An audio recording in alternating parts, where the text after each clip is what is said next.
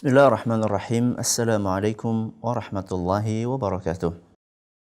Alhamdulillahi wa kafa, wassalatu wassalamu ala rasulihil mustafa wa ala alihi wa sahbihi wa man iktafa, amma ba'd.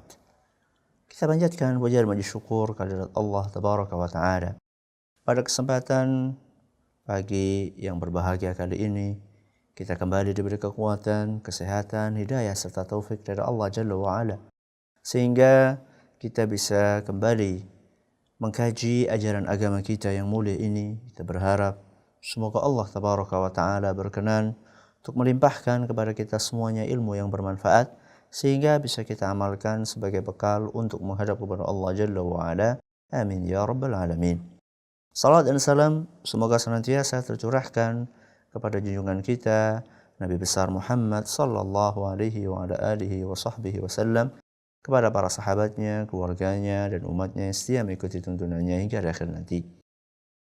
Para pendengar Radio Insani 102.2 FM di Purbalingga dan sekitarnya, dan juga para pemirsa Yufi TV dan Insan TV yang semoga senantiasa dirahmati oleh Allah Azza wa Jalla.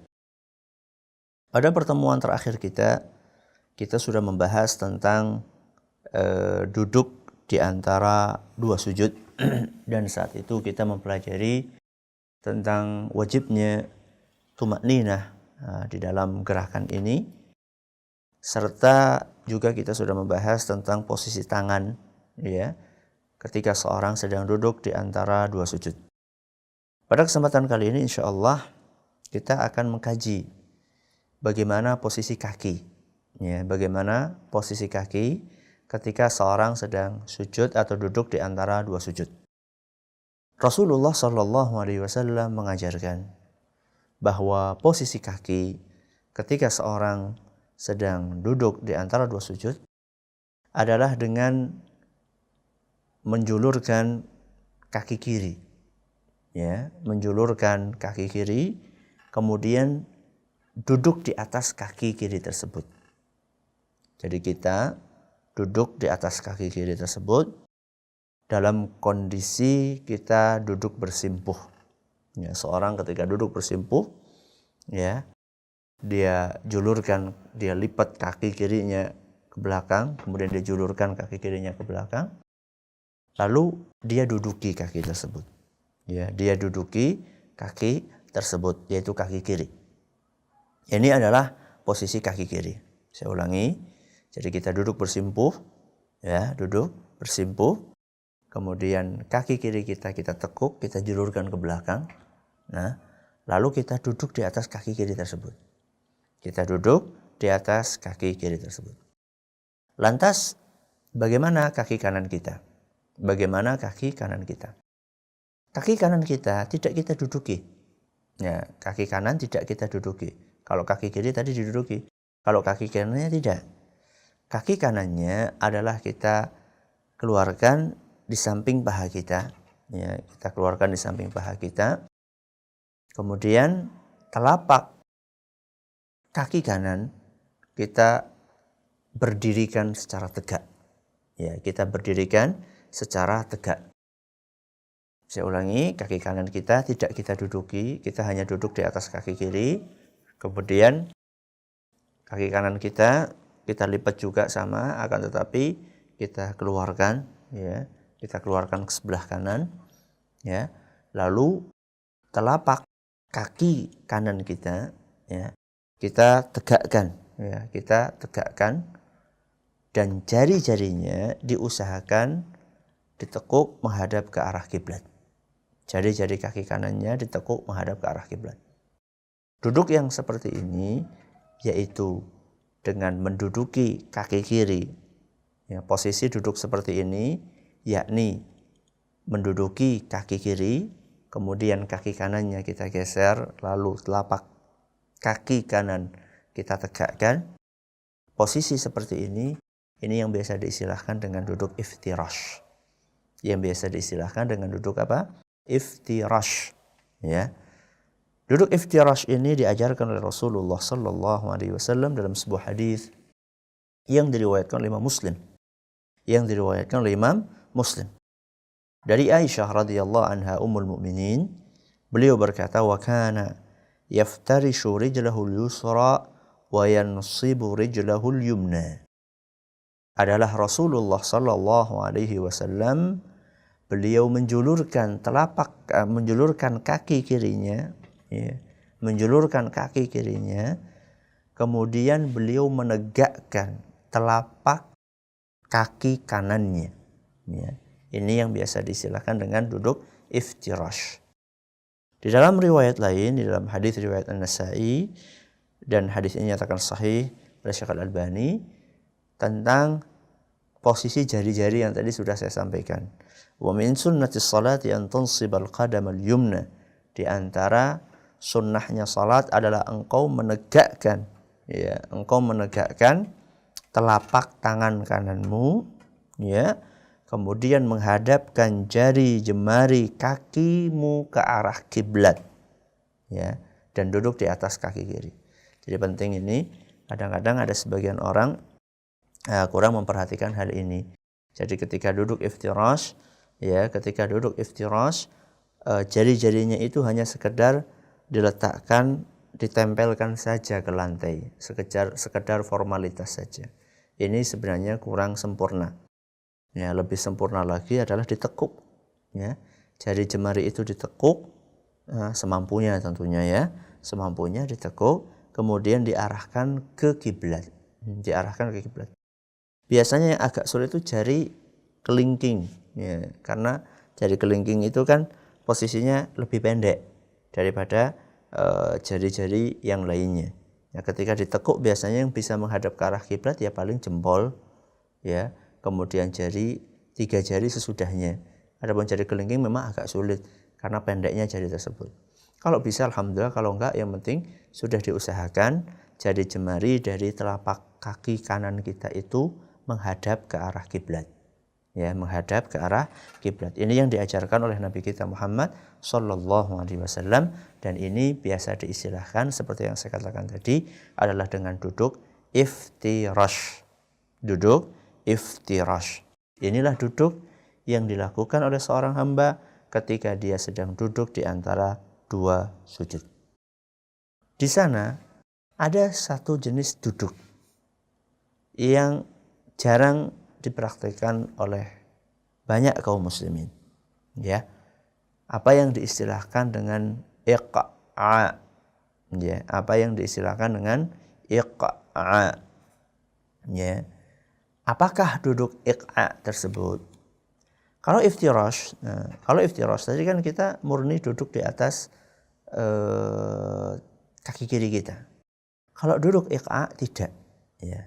Ketika seorang dalam kondisi duduk bersimpuh tadi, maka dia tegakkan, ya, telapak kanan dan telapak kirinya. Nah, jadi dia itu duduk di atas tumit, ya, di atas 2 tumit. Jadi telapak kaki kanan dan kaki kiri kita tegakkan seperti ini. Kemudian pantat ini duduknya di atas tumit, di atas 2 tumit itu. Saya ulangi, ini duduk namanya duduk iq'a, ya, duduk iq'a. Duduk iq'a adalah seorang, ya, bersimpuh, ya, bersimpuh, kedua kakinya bersimpuh, kedua lututnya bersimpuh. Kemudian dia tegakkan, ya, bukan hanya telapak kaki kanan aja, 2 telapak kakinya, kiri maupun kanan, ya, kiri maupun kanan, dia tegakkan seperti ini, ya. Kemudian setelah itu, seperti yang saya katakan tadi, pantat duduk di atas tumit, ya, duduk di atas tumit telapak kaki kanan dan telapak kaki kiri. Ini namanya duduk iq'a. Dan duduk ini dinyatakan oleh Ibnu Abbas radhiyallahu anhuma dalam sebuah riwayat yang disebutkan oleh Imam Muslim di dalam sahihnya. Beliau mengatakan bahwa duduk seperti itu adalah sunnah. Duduk seperti itu adalah sunnah. Ya, ini menurut penuturan dari Ibnu Abbas radhiyallahu anhuma, bahwa duduk seperti itu dalam Sahih Muslim dikatakan bahwa model seperti itu sunnah. Sunnah berarti sunnahnya Nabi SAW. Berarti sunnahnya Nabi SAW. Akan tetapi, ya, kalau kita baca riwayat-riwayat hadis yang menceritakan tentang duduk di antara 2 sujud, maka kita akan temukan bahwa kebanyakan riwayat itu menyebutkan iftirash. Ya. Hanya beberapa riwayat saja menyebutkan tentang posisi duduk yang kedua tadi, yaitu iqa'. Iqa'. Ya. Maka dari sini kemudian para ulama menyimpulkan bahwa Nabi kita Shallallahu Alaihi Wasallam itu lebih sering untuk duduk secara iftirash dibandingkan duduk secara iqa'. Kalau kita tahu seperti ini, bahwa kondisinya seperti yang tadi saya sampaikan, bahwa Nabi SAW lebih sering untuk duduk iftirash dibandingkan duduk iqa', maka yang perlu kita lakukan adalah kita juga mencontoh Nabi SAW dalam hal itu. Dalam arti, di dalam duduk di antara dua sujud, kita lebih sering untuk duduk iftirash. Berusaha untuk lebih sering duduk iftirash. Kadang-kadang kita duduk secara iqa'. Nah, berarti kalau kadang-kadang berarti ini minoritas. Mayoritasnya adalah kita duduk iftirash. Kenapa? Karena demikianlah yang disimpulkan para ulama ketika mereka membaca hadis-hadis Nabi SAW, ternyata mereka dapatkan bahwa dari sekian hadis yang menceritakan tentang duduk Nabi SAW di antara dua sujud, mereka temukan ternyata lebih banyak Nabi SAW atau lebih banyak hadis yang menceritakan bahwa posisi duduk Nabi iftirash. Tapi ada 1, 2, 3 hadis, ya beberapa hadis sedikit yang menyebutkan bahwa Nabi SAW pun pernah duduk secara iqa'. Maka dari sini dianjurkan bagi kita sesekali untuk mempraktekkan duduk secara iqa'. Namun di sini kita harus memperhatikan kondisi masyarakat, ya. Perlu memperhatikan kondisi masyarakat. Apakah kira-kira kalau kita praktekkan seperti itu akan menimbulkan polemik yang berkepanjangan? Misalnya kita sholat ngimami misalnya, atau kita makmum dan di situ masyarakatnya masih awam sekali. Ya, jangankan berbicara tentang detail sholat, tentang detail gerakan-gerakan sholat. Lawang banyak di antara mereka sholat cuma seminggu sekali, hanya Jumatan saja. Jadi jangan bicara masalah detailnya, sholatnya saja mereka jarang. Nah, kalau misalnya mereka melihat seperti itu kemudian menimbulkan polemik, menimbulkan fitnah, maka dalam kondisi seperti itu, kalau Anda ingin mempraktekkan duduk iqa', maka praktekkanlah ketika Anda sholat sendirian di rumah Anda. Sholat sunnah, sholat tahajud, sholat duha, atau yang semisalnya. Atau sholat qabliyah, ba'diyah, dan seterusnya. Ya, jadi ini perlu dipertimbangkan. Ini perlu dipertimbangkan supaya maksud baik kita untuk menebarkan sunnah Nabi SAW tidak menimbulkan fitnah, ya, tidak menimbulkan polemik yang berkepanjangan di masyarakat. Kenapa timbul itu? Karena ketidaktahuan mereka. Ya. Loh, karena mereka, kalau misalnya ada yang mengatakan begini, Ustaz, kenapa kita undur? Karena mereka belum tahu, nanti timbul fitnah. Mereka belum tahu, ya kita kasih tahu. Ya betul. Ya. Kita harus kasih tahu mereka, akan tetapi mengasih tahunya secara bertahap. Ya. Jadi jangan ujuk-ujuk langsung praktek seperti itu tanpa ada penyuluhan sebelumnya, ya, tanpa ada penyuluhan sebelumnya. Maka Anda kalau misalnya menjadi imam, ya, atau Anda makmum tapi mendapatkan kesempatan untuk mengisi pengajian misalnya di masjid atau mushola Anda, suatu saat perlu Anda jelaskan ini kepada masyarakat, ya. Jadi sebelum dipraktekkan dijelaskan dulu ilmunya, supaya seperti yang saya katakan tadi tidak timbul polemik yang berkepanjangan. Nah, bahkan kadang-kadang ada sebagian kalangan, ya, ada sebagian kalangan yang sangat sensitif dengan hal-hal yang berbeda dengan masyarakatnya. Itu menjadikan praktek-praktek yang mereka anggap aneh itu sebagai jembatan untuk menuduh orang lain dengan tuduhan yang tidak-tidak. Ya, maka ini harus diwaspadai. Sehingga hal itu malah kemudian bisa jadi menghalangi tersebarnya dakwah tauhid, ya, kepada masyarakat kita. Maka ini perlu dipertimbangkan sebelum kita mempraktekkan sunnah-sunnah Nabi Sallallahu Alaihi Wasallam, yaitu bahwa kita perlu untuk mensosialisasikan, perlu untuk mengajarkan, perlu untuk memberikan wacana, pengetahuan kepada masyarakat awam. Dan ini tentunya tidak sehari dua hari, ya, ini butuh waktu yang lama. Ustaz, berarti selama itu kita duduk iftirash? Ya tidak apa-apa loh, itu yang sering dipraktekkan oleh Nabi SAW. Jadi ketika kita sementara waktu tidak mempraktekkan duduk iqa ini, kemudian kita duduk iftirash, itu bukan berarti kita meninggalkan sebuah sunnah Nabi SAW, kemudian melakukan bid'ah, enggak. Kita sedang melakukan sunnah Nabi SAW.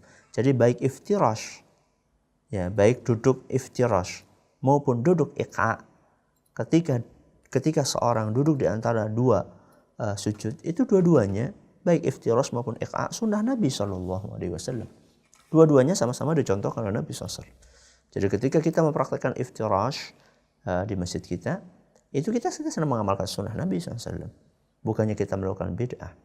Ya, hanya saja kita memang belum mempraktikkan duduk iqa di musola atau masjid kita karena masyarakatnya belum tahu.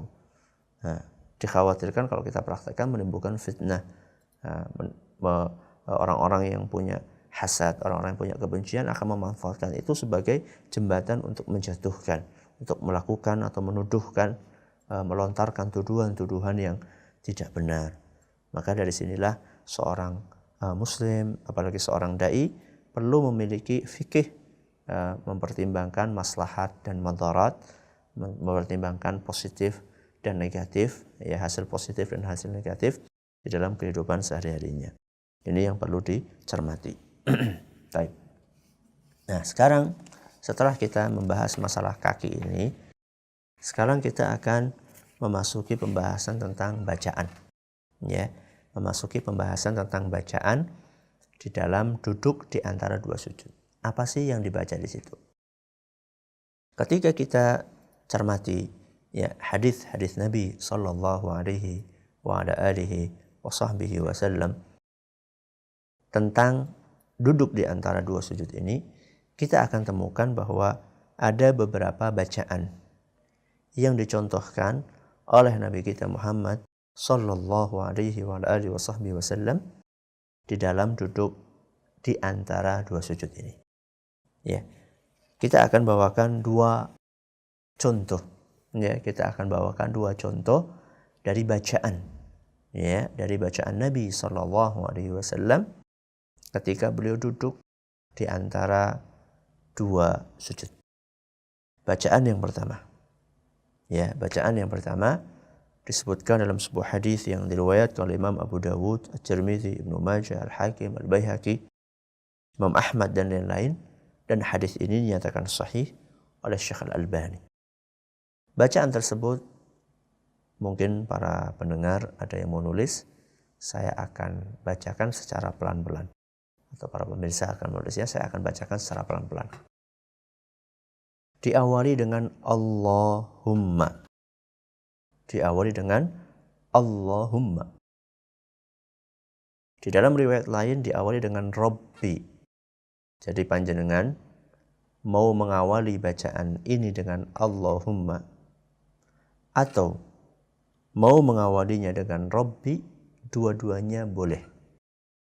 Karena sama-sama disebutkan di dalam hadis yang sahih. Ya. Anda mau mengatakan Allahumma atau Rabbi, dua-duanya boleh. Sudah, ini awalnya. Berikutnya kalau kita pakai kata Rabbi, maka kita katakan Rabbighfirli. Ya, Rabbighfirli. Ini yang pertama. Warhamni. Yang kedua, wajburni. Yang ketiga ini, wajburni. Selanjutnya yang keempat, warfa'ni. Warfa'ni. Yang kelima, wahdini. Wahdini. Yang keenam, wa'afini. Wa'afini. Dan yang ketujuh, yang terakhir, warzuqni. Warzuqni. Saya ulangi, ya.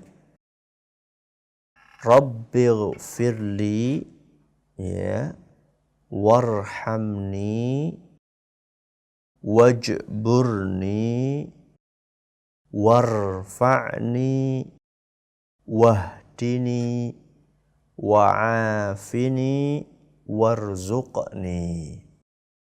Ya. Saya ulangi lagi yang ketiga kalinya. Nah, bisa Allahumma, bisa Rabbi. Allahumma ghfirli, ya, warhamni, wajburni, warfa'ni, wahdini, wa'afini, warzuqni. Ya, ini bacaannya. Apa artinya Ustaz? Allahumma, ya Allah. Rabbi artinya ya wahai Rabbku. Ya. Ighfirli. Ini yang pertama, ampunilah aku. Ampunilah aku. Warhamni, sayangilah aku. Ya, warhamni, sayangilah aku. Wajburni, ya, wajburni artinya adalah tutupilah kekuranganku, ya, penuhilah kebutuhanku. Nah, ini arti wajburni. Ya, tutupilah kekuranganku, penuhilah kebutuhanku. Ya, seputar makna ini wajburni. Ya. Kemudian warfa'ni, artinya angkatlah aku. Ya, angkatlah derajatku. Ya. Wahdini, berilah aku petunjuk. Berilah aku petunjuk. Wa'afini artinya adalah selamatkanlah aku. Ya, selamatkanlah aku. Ya, berilah aku keselamatan. Ya. Wa'afini atau berilah aku kesehatan juga bisa. Dan yang terakhir warzuqni, dan berilah aku rizki. Ini adalah sebuah doa yang diajarkan oleh Nabi SAW, mengandung makna-makna yang luar biasa. Ya, mengandung makna-makna yang luar biasa. Allahumma ya Allah, atau Rabbi, wahai Rabbku, ighfirli, ampunilah aku. Karena memang kita banyak dosa, maka kita mohon ampunan kepada Allah Tabaraka wa Ta'ala. Kemudian warhamni, ya, kita minta kepada Allah Azza wa Jalla agar kita disayang oleh Allah. Ya, di antara bentuk kasih sayangnya Allah kepada kita adalah kita memohon kepada Allah agar amal ibadah kita diterima sama Allah Subhanahu wa Ta'ala. Karena belum tentu amalan yang kita praktekkan itu diterima sama Allah Azza wa Jalla. Sebab tidak ada jaminan, ya, tidak ada jaminan. Ya, tidak ada jaminan yang menyebutkan atau ada jaminan yang berbunyi atau berisi bahwa kita ini ibadahnya masih diterima sama Allah Azza wa Jalla. Maka kita membutuhkan kasih sayang Allah, rahmat Allah agar ibadah kita diterima. Ya. Kemudian sesudahnya, ya, setelah kita mengatakan warhamni, kemudian kita mengatakan wajburni. Ya, seperti yang saya katakan tadi, wajburni artinya adalah tutupilah kekuranganku. Ya. Kemudian juga penuhilah kebutuhanku. Nah, seorang hamba tidak mungkin dia bisa lepas dari bantuan Allah Azza wa Jalla dalam menutupi kekurangannya atau memenuhi kebutuhannya. Ya. Berikutnya adalah warfa'ni. Ya, warfa'ni, yakni angkatlah aku. Angkatlah aku di mana? Di dunia dan di akhirat. Ya, angkatlah aku di dunia ini dengan ilmu yang bermanfaat, dengan amal saleh. Kemudian di akhirat nanti angkatlah derajatku di surga. Ya, ini adalah warfa'ni. Kemudian wahdini, ya, berilah aku hidayah. Wahdini, berilah aku hidayah agar aku bisa senantiasa istiqamah di jalanmu, bisa menemukan jalan yang benar, kemudian meniti jalan tersebut sampai nanti masuk ke dalam surga Allah Azza wa Jalla. Kemudian wa'afini, ya, wa'afini adalah berilah aku keselamatan. Ya, baik di dunia maupun di akhirat. Di dunia ini dari kecelakaan, dari sakit-sakit, ya. Kemudian juga di akhirat nanti kita mohon kepada Allah keselamatan dari api neraka, wa'afini. Dan yang terakhir warzuqni, berilah aku rizki. Ya, berilah aku rizki. Tentunya kita meminta kepada Allah rizki yang halal dan rizki yang barakah. Sudah. Ini bacaan yang pertama. Bacaan yang kedua lebih ringkas lagi. Ini dalam hadis riwayat Ibnu Majah dinyatakan sahih oleh Syekh Al-Albani. Cukup kita mengucapkan Rabbighfirli, Rabbighfirli. Ya, 2 kali diajarkan oleh Nabi SAW. Rabbighfirli artinya ya Allah ampunilah aku. Ya, ya Allah ampunilah aku. Kemudian kita minta lagi, ya Allah ampunilah aku. Jadi 2 kali kita meminta kepada Nabi SAW agar kita dikasih ampunan oleh Allah Azza wa Jal. Ini yang dapat kami sampaikan, dan berikutnya kita akan baca beberapa pertanyaan yang mungkin sudah masuk ke meja redaksi kami. Kita baca pertanyaan yang pertama dari hamba Allah yang mengatakan, Assalamualaikum warahmatullahi wabarakatuh. Waalaikumsalam warahmatullahi wabarakatuh.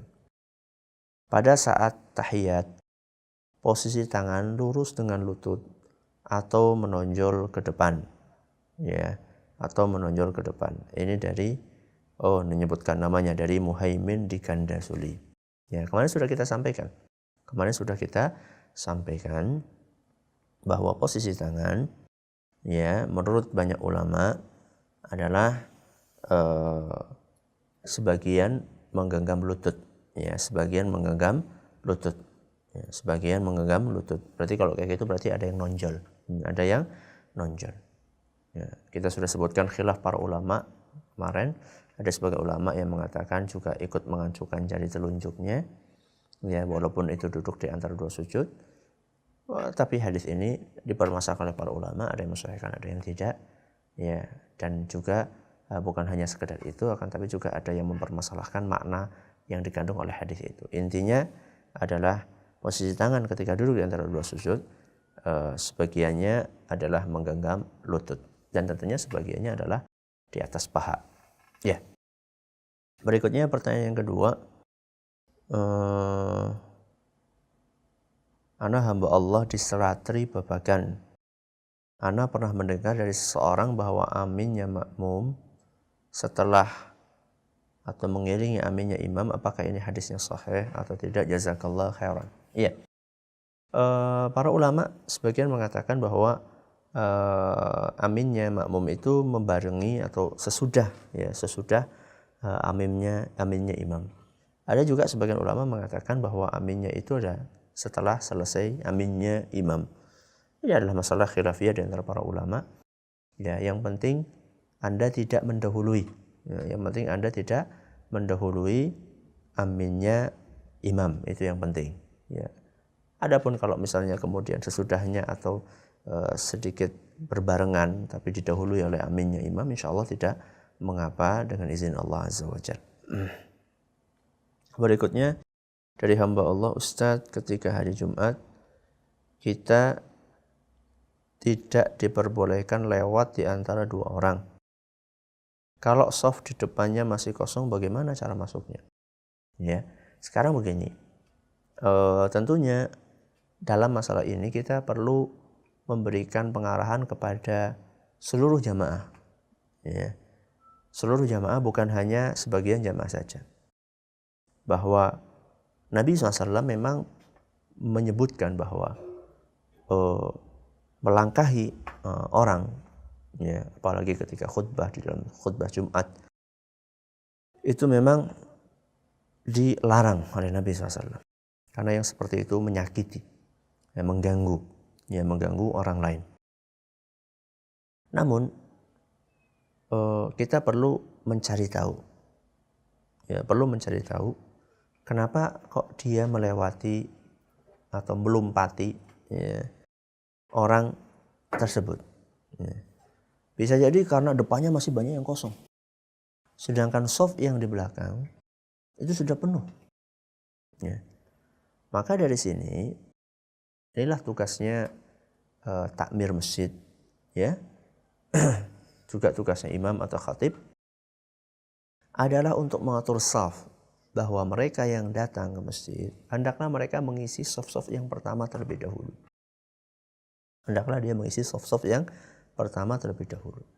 Sehingga yang datang belakangan dan dia tidak menemukan tempat, dia tidak perlu untuk melangkahi orang.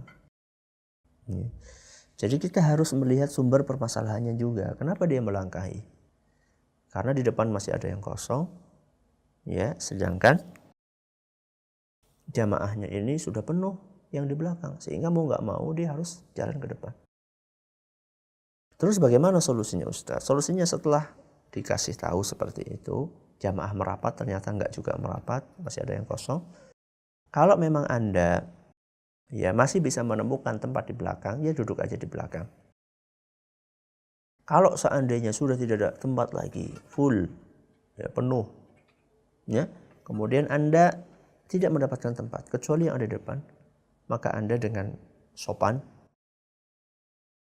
dengan pelan-pelan, Anda memberikan isyarat kepada orang tersebut, ya mohon maaf, intinya adalah Anda menyampaikan dengan isyarat permintaan maaf untuk bisa melewati orang tersebut. Ini pertanyaan yang ketiga. Berikutnya, Bismillah, Assalamualaikum Ustaz. Ana mau nanya, apakah boleh kita makmum kepada imam yang gerakan sholatnya terlalu cepat dan imam yang kita benci karena kelakuannya? Tergantung, cepatnya ini sampai taraf menggagalkan atau meninggalkan tumak ninah atau tidak. Ya. Kalau sampai taraf imamnya ini tidak tumak ninah, ya, sampai taraf imamnya ini tidak tumak ninah, maka dalam kondisi seperti itu tidak sah sholat di belakang dia. Kecuali kalau cepatnya ini masih dalam kondisi tumak ninah. Ya. Karena ada sebagian orang singkat, ya, tumak ninah batas minimal, ya itu tidak apa-apa insya Allah. Walaupun lebih afdolnya ya, dinasihati supaya lebih tumak ninah lagi. Tapi kalau cepatnya itu sampai tidak tumak ninah, berarti dia meninggalkan rukun. Nah, orang sholat meninggalkan rukun berarti sholatnya tidak sah. Kalau sholatnya tidak sah, imamnya berarti makmumnya juga tidak sah sholatnya. Ini perlu diketahui. Ya, perlu diketahui. Maka tergantung cepatnya atau bagaimana. Orang yang tidak kemudian berikutnya orang yang kita benci karena kelakuannya. Ya, apakah sudah sampai taraf kesyirikan atau tidak? Ya, kalau perilaku yang tidak baik ya masih bisa sah kita sholat di belakangnya selama dia ini memenuhi syarat-syarat dan rukun-rukunnya menjadi imam. Walaupun sebenarnya imam ini dianjurkan untuk berperilaku baik. Ya, imam ini kan contoh.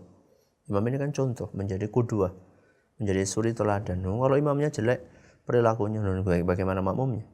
Maka sebenarnya secara hukum syar'i nggak apa-apa kita sholat di belakangnya orang yang punya perilaku yang tidak baik, yang penting tidak sampai taraf kesyirikan atau kekufuran. Walaupun lebih afdolnya kita mencari imam yang perilakunya baik, ya, yang soleh, yang baik, bukan hanya sekedar bertauhid lurus, bukan hanya sekedar berakidah yang benar, tapi juga dia, masya Allah, ya, memiliki perilaku yang baik. Itu tentunya lebih afdol, Semoga bermanfaat. Terima kasih atas perhatiannya. Mohon maaf atas segala kurangnya. Kita tutup dengan membaca subhanakallahumma bihamdik asyhadu an la ilaha illa anta astaghfiruka wa atubu ilaik. Wassalamualaikum warahmatullahi wabarakatuh.